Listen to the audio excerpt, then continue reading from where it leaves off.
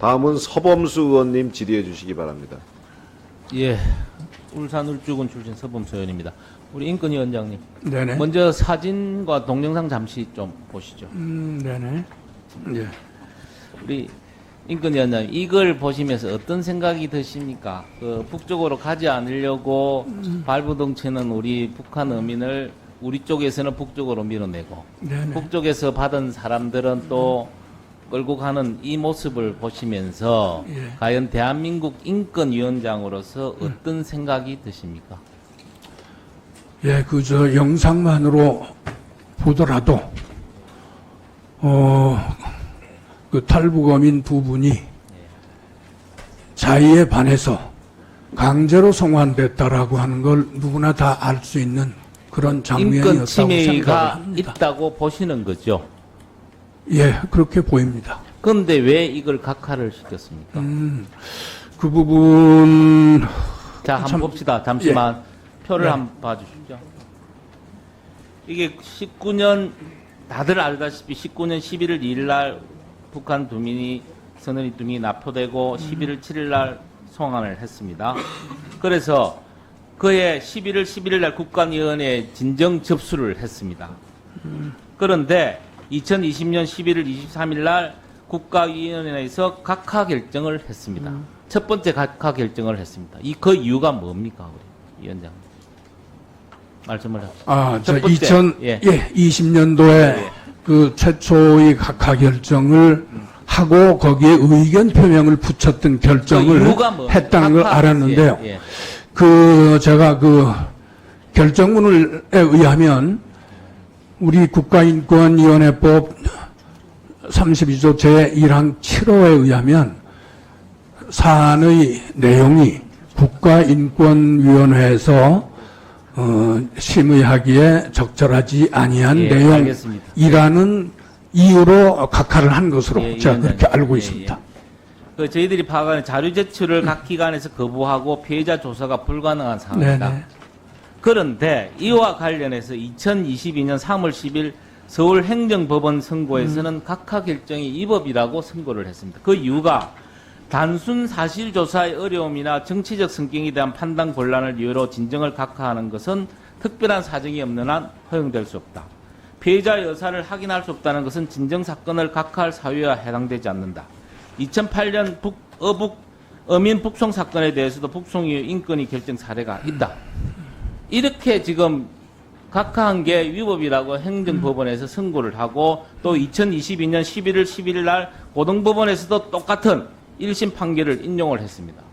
그런데 또다시 인권위에서는 6월 26일 날 이걸 가지고 각하를 했단 말입니다. 네. 도대체 왜 이렇다고 보십니까? 왜 이런 결정을 내렸다고 보십니까?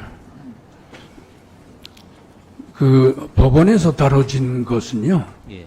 그 여러 가지 조사상의 애로가 있다는 이유로 그 이유를 들어가지고 그 인권위법 32조 1항 7호에 얘기하는 인권위원회에서 다루기 적절한 내용이 아니다.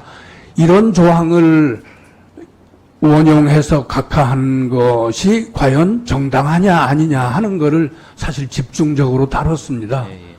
그래 사실은 그런데 말이죠. 네네. 아까도 우리 위원장님이 인정을 하셨다면 인권 침해가 있다고 인정을 하셨지 않습니까? 예, 그런데 예. 그럼에도 불구하고 소위 말하는 아. 인권위원회에서 이 문제를 다루기가 어렵다고 지금 아하. 대답을 하시면 예.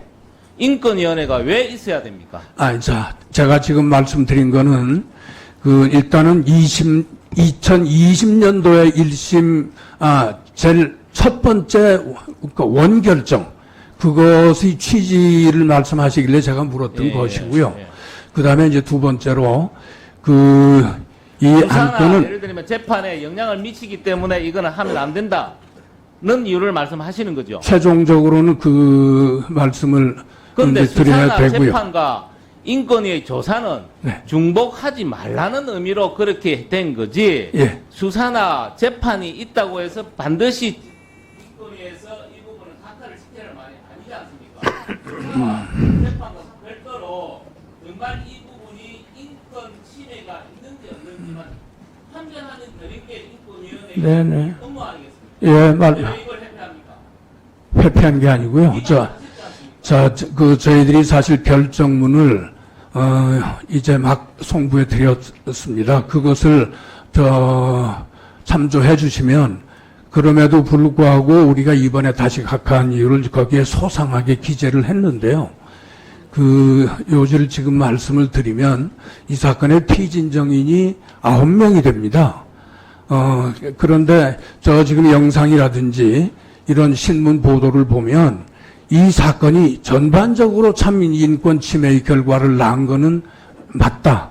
그런데 그것이 그 피진정인 9명이 각각 어떤 식으로 어떻게 관여를 해서 그 관여한 행위가 각각 어떤 점이 잘못됐고 그래서 피진정인별로 어떤 시정 권고를 한다. 이거는 하기가 굉장히 그 자료가 부족하고 준비가 안 된 상태라고 저희들은 봤고요. 그래서 위원님께서 지금 말씀하시는 대로 전체적으로 이건 인권 침해의 성격이 있다고 봐야 되는 거 아니냐. 그런 말씀하신 것과 같은 생각으로 저희들이 이번 결정에 그 권고를 좀 더 구체적으로 해서 붙였던 겁니다. 그렇습니다. 예. 예. 네네네.